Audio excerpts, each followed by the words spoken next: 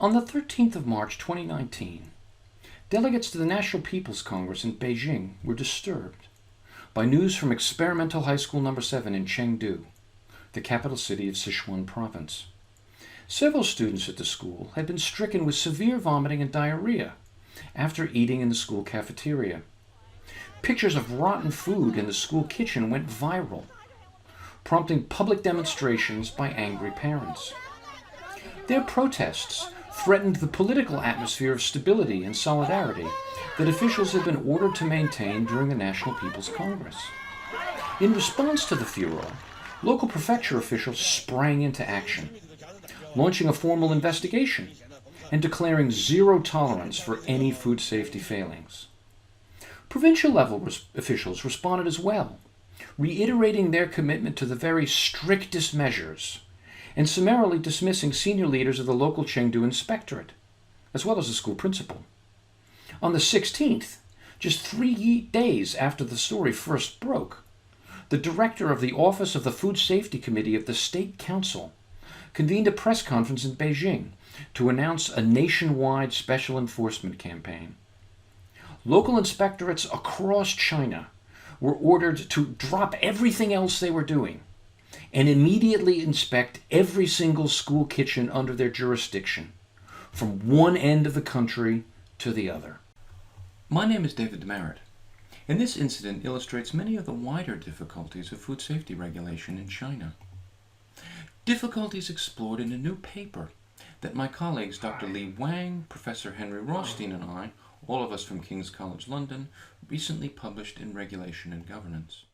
Economic liberalization has brought spectacular prosperity and dispelled age-old fears of famine in China. But it's led to a host of new problems with food safety regulation. China's been repeatedly rocked by food safety scandals, from reuse of carcinogenic gutter oil for cooking to tainted meat, and perhaps most notoriously of all, the toxic adulteration of baby formula with melamine. This led to the deaths of 6 babies and the hospitalization of over 50,000 more across China in 2008. Party officials fear such scandals threaten their legitimacy. As President Xi himself has said, if we do not do a good job in food safety, then people will ask whether our party is fit to rule China.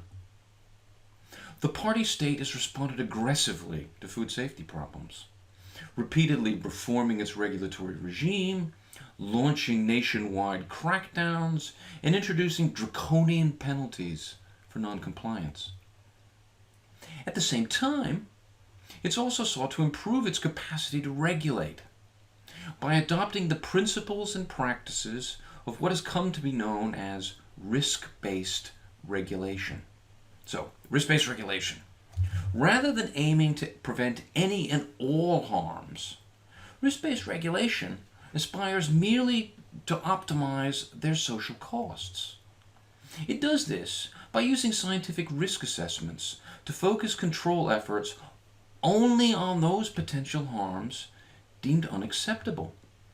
Other potential adverse outcomes are tolerated as acceptable risks whose probability and consequences it would be disproportionately costly to reduce any further. Now, this broad regulatory philosophy emerged during the 1970s and 80s among environmental health and safety regulators in the United States and Britain. And over the last 2 decades, risk-based regulation has become established across much of the OECD as a kind of international best practice for better regulation. China was a relatively early adopter of risk-based food safety regulation. In 2002, it borrowed from the British Food Standards Agency a system for prioritizing food safety inspections. China's risk-based inspection system quantitatively risk rates individual food businesses to help inspectors target the most likely and consequential violators of regulatory hygiene standards. In 2021, the Chinese government redoubled its commitment to risk-based regulation. It signed off on a $450 million program with the World Bank to support the implementation of risk-based controls right across the food chain. And yet, as the knee-jerk response to food poisoning at a single school in Chengdu highlights, it's been really hard for the Chinese state to follow the risk-based principles of proportionality and cool-headed acceptance of risk. So why is that? And how has China adapted and used the ideas and instruments of risk in food safety regulation? These are some of the questions that we explore in our paper. To date, most of the research on risk-based regulation has either been normative, making the case for why risk-based approaches are the most efficient and rational, or alternatively, it's focused on implementation of risk-based regulation, chiefly in Europe and the United States and other advanced liberal democracies of the OECD. By contrast, our paper looks at China and its experience with risk-based food safety inspection. We break new ground by offering the first analysis of risk-based regulation beyond its OECD heartlands and advancing debate about regulatory states in the global south. Our research and interviews with food safety regulators at every level of the state in China show this, that 20 years after Beijing first committed itself to risk-based inspections, implementation remains halting and outcomes disappointing.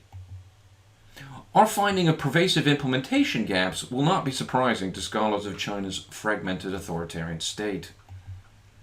Food safety inspectors, like their counterparts in other regulatory domains, struggle to reconcile competing demands from different parts of the state for safety, growth, and stability. The job of food safety regulation has been made even harder by repeated regulatory organizations, my kind of frenetic central state, and commands to participate in frequent nationwide special enforcement campaigns, ordered by nervous officials fearful of career-ending scandals. But we also identified several more fundamental barriers to China adopting risk-based regulation. The first problem is China's state of development. Risk-based inspection presumes a kind of pyramidal distribution of risk. This allows regulators to target the few bad apples, the ones at the top there, most likely to cause the greatest harm. By contrast, in China, the vast majority of food businesses are in fact high risk, effectively turning that pyramid on its head. The catering sector, for example, is overwhelmingly comprised of small businesses lacking the knowledge and capacity to comply with hygiene standards. The solution to these sector-wide problems is not better tools for targeting regulatory inspections more precisely, but sector-wide development to raise standards in China's food industry. We also identified some more fundamental conflicts between the technocratic norms and style of risk-based regulation and China's rather more reactive regulatory approach. Food safety has become a totemic issue for state legitimacy. Indeed, China's vice premier has even called it a sacred political duty. Accordingly, the party state has rather struggled to define acceptable levels of risk without seeming to compromise its Confucian promises of protection, prosperity, and stability. As with their long insistence on zero COVID, the leadership's calls for zero tolerance of food safety failures conflict with developmental imperatives for economic growth.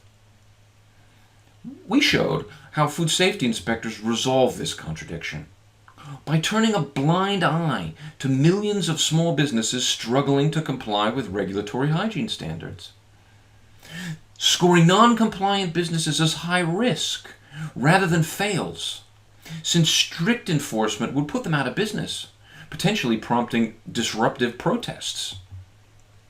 Local officials are preoccupied with blame for getting all of this wrong somehow, colloquially known as carrying the black pot. As a result, they feel safer following leadership signals rather than acting proactively on anticipatory risk assessments. And this leads to a whole series of perverse consequences that we detail in our paper. Our findings also have some wider implications beyond China for international efforts to promote risk-based approaches to better regulation. The chronic safety issues facing China are typical of many developing countries, where the need is for capacity building as much as for better targeted and smarter regulation and enforcement. More fundamentally, our analysis highlights the normative and institutional specificity of risk-based regulation, which has often been touted as a universal policy panacea.